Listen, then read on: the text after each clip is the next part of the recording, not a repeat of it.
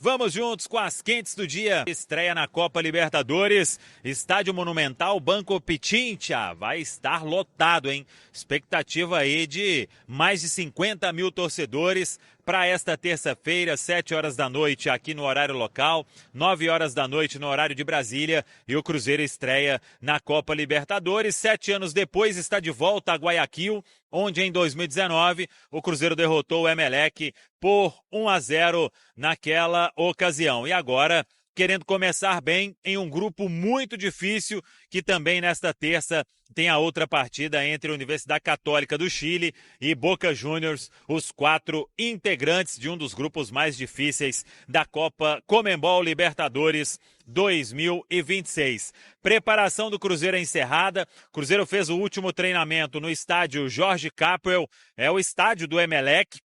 Não tem a necessidade de passar no estádio olímpico, no estádio monumental do Barcelona, porque poderia apenas caminhar ali de tênis, então não é permitido no dia anterior fazer nenhum treinamento no local da partida. São decisões aí da Conmebol, então o Cruzeiro decidiu que vai fazer esse trabalho ali de conhecimento apenas amanhã, quando tem a oportunidade de chegar mais cedo, de caminhar ali pelo gramado, de também fazer o aquecimento e todo o protocolo de dia de jogo que a Conmebol ela trabalha na Copa Libertadores da América. O Cruzeiro que fechou a preparação, e a gente tem a lista completa dos relacionados. Goleiros: Matheus Cunha, Otávio e Marcelo Heráclito.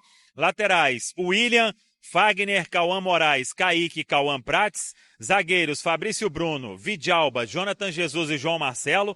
Pro meio campo: Matheus Henrique, Gerson, Christian, Lucas Silva, Matheus Pereira e Japa. Pro ataque: Caio Jorge, Arroio, Wanderson, Kenji, Neisser, Villarreal e Chico da Costa são os relacionados pelo técnico Arthur Jorge. 24 jogadores. Romero era para estar nessa lista, acabou reclamando aí deste incômodo muscular, ficou fora. E o Wallace, que foi cortado, retornou a Belo Horizonte. Por falar em Wallace, o presidente Pedro Lourenço esteve em uma reunião para uma formação da Liga Única no futebol brasileiro. Ele, representando o Cruzeiro, conversou com colegas da imprensa e não descartou uma negociação aí pelo Wallace. Falou sobre a atitude do jogador, que ele desrespeitou um companheiro, tudo isso que todo mundo vem repercutindo. Claro que algumas situações aí são mentirosas, né? O que faz parte hoje da internet, mas realmente o Wallace enviou uma mensagem desrespeitando um colega de time, e aí depois ele apagou, mas todo mundo já tinha visto, e isso foi uma quebra aí de uma norma de conduta e um ato de indisciplina. Por isso o Cruzeiro afastou o jogador, e é um atleta reincidente. Não que ele tenha feito isso já, mas outro ato de indisciplina já foi, aí o Cruzeiro contornou e agora a história se tornou insustentável. Dificilmente vai ter clima para jogar no Cruzeiro realmente. O próprio Pedro Lourenço admitindo que o atleta tende a ser negociado, tem um contrato longo com o Cruzeiro. Aí é acompanhar como será o desfecho de tudo isso. Expectativa por mudanças no time. Será que vem aí o Cauã Moraes entre os titulares? Será que o Lucas Silva retoma a vaga de titular no meio-campo? Faz mais alguma alteração o técnico Arthur Jorge? Todos esses jogadores que a gente trouxe, eles foram para este último trabalho. A definição do time, todo mundo sabe, somente na pré-eleição por parte do Arthur Jorge, e aí temos que aguardar, mas a expectativa é essa: mudanças no time para o Cruzeiro começar bem este duelo. E a esperança que a gente está tendo agora é o Arthur Jorge assumir a frente de tudo, né? É ele ser o cara para controlar o departamento de futebol e sem ter que depender de A ou B como figuras aí para conduzir esse processo, né? Mas, de fato, o momento, ele pede, né? As coisas não estão normais. O que me preocupa aí, entrando naquela questão aí de roteiro, algumas coisas de roteiro de rebaixamento, obviamente o Cruzeiro não tem, né? E tá longe disso. Salário atrasado, não tem. Um péssimo elenco, não é. Um técnico fraco, que só quer oba-oba, que não trabalha, não é também esse caso, né? Coisas, por exemplo, que a gente teve muito em 2019. Agora, um time entregando abaixo da crítica, isso aí a gente tem. E uma outra coisa, não dá para tratar como, a qualquer momento vamos sair disso, velho. Isso aí é roteiro de queda. Se achar que, não, o time, eu torço demais, né? E boto fé mesmo no trabalho do Arthur Jorge, porque é um cara que a gente acompanha e sabe que tem muita competência para fazer as coisas acontecerem, né? Só que a partir de um determinado momento você vai ficando ali naquela areia movediça e não consegue sair mesmo fazendo coisa certa, né? Então, hoje eu vejo no Cruzeiro um movimento de que a qualquer momento sairemos disso, hein?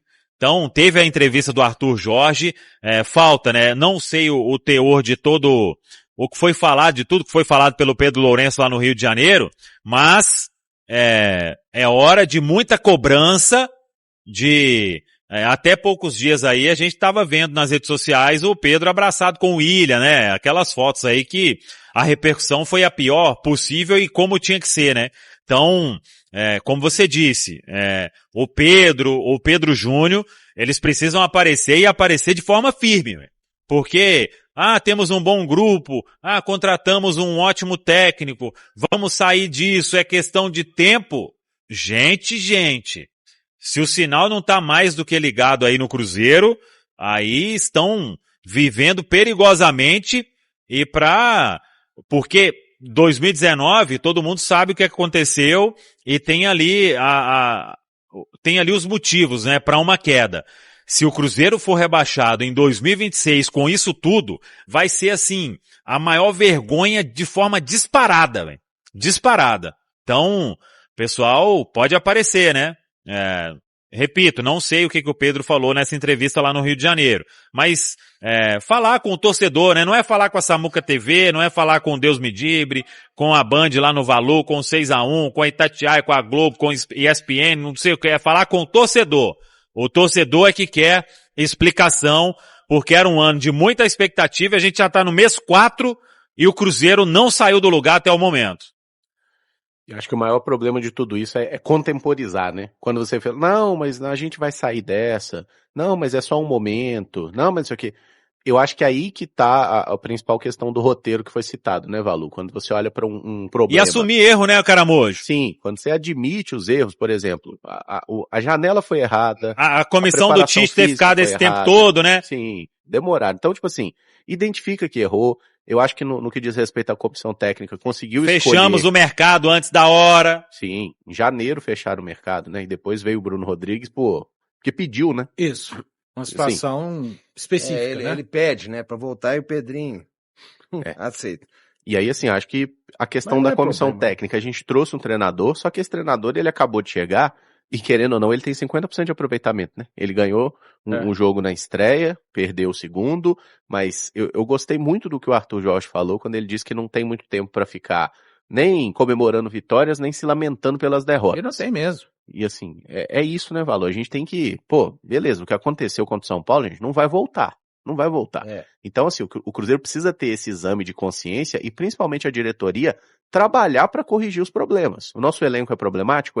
Então, no dia que abrir a janela no início de julho, o Cruzeiro já tem que ter jogador para chegar e entrar no bid. É isso que a diretoria tem que fazer. Eles não tem que esperar julho não, lá em julho a gente pensa em qual jogador a gente contrata. E eu espero que o Arthur Jorge esteja na linha de frente, seja o 0-1 nessa questão, viu, para indicar os nomes. Porque a avaliação do Spindel, junto com os outros membros da direção de futebol, é que, repito, Matheus Cunha, que não chegou na gestão do Spindel, a gente tem que lembrar, que Matheus Cunha, Fagner, que acabou seguindo, mas vamos lá, Neiser, o Gerson, Chico da Costa eram suficientes para darem um suporte a este elenco daqui. Você imagina o Gerson, jogador com capacidade para ser titular, mas você tem que imaginar além dos 11. Não pensaram na profundidade do elenco e acharam que essas peças, mais o Bruno Rodrigues, e acharam que essas peças eram suficientes para essa caminhada. Então, assim, eu tenho muito medo da avaliação dessas pessoas, principalmente a figura do Bruno Spindel, e o episódio Wallace também passa por essa questão do departamento de futebol e a figura do Spindle, tá? E eu vou explicar o porquê. Porque não gosta de se dizer que o diretor executivo não é somente o cara para fazer contratações, mas é o cara responsável pelo ambiente do vestiário, pela questão de como anda o grupo de atletas. Então, quando a gente tem a informação que não foi o primeiro ato de indisciplina do jogador, gente, eu acho isso também importante, tá? Não é isso que justifica os resultados, mas eu acho importante, porque os jogadores vêm à zona mista o tempo inteiro e falam o quê? Do elenco. Falam que o grupo é o quê? Fechado? Que o grupo é unido?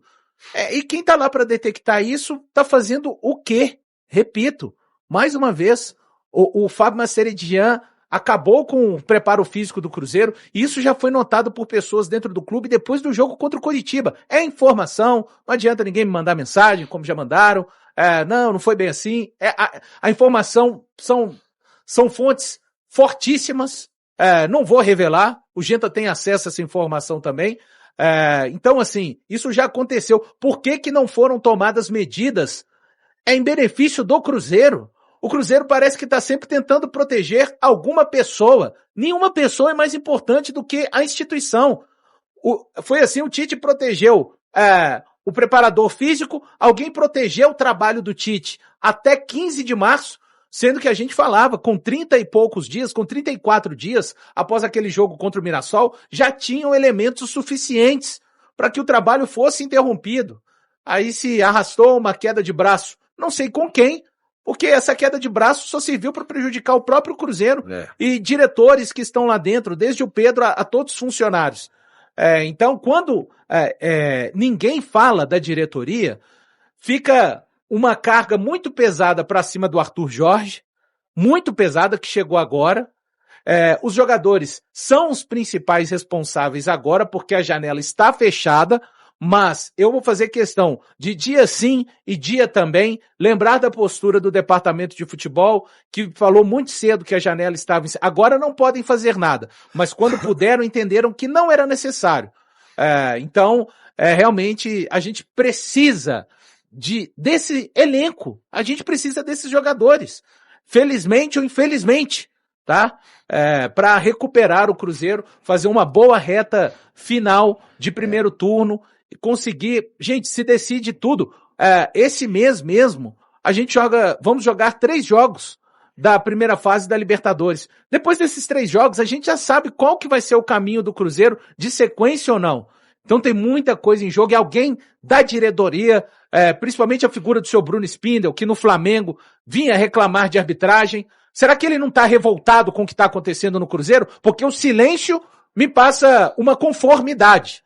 Né? Então, como disse bem o Samuel, mais de 12 milhões de torcedores espalhados no mundo precisam de te ouvir, ô Bruno Spindle, porque você, quando chegou, exaltou a grandeza do Cruzeiro, e exaltar a grandeza de um clube é também nos momentos de maior dificuldade desse clube, fazer isso aqui, ó, dar a cara a tapa e vir falar para todos os torcedores. Gostou desse corte, né? Então já deixa o like, se inscreve aqui na Samuca TV, acompanha os conteúdos diários, as lives, né? Tem 11 da manhã e 19 horas, e todos os vídeos aqui do Samuel também, as quentes do dia. Segue tudo aqui na Samuca TV e Central da Toca.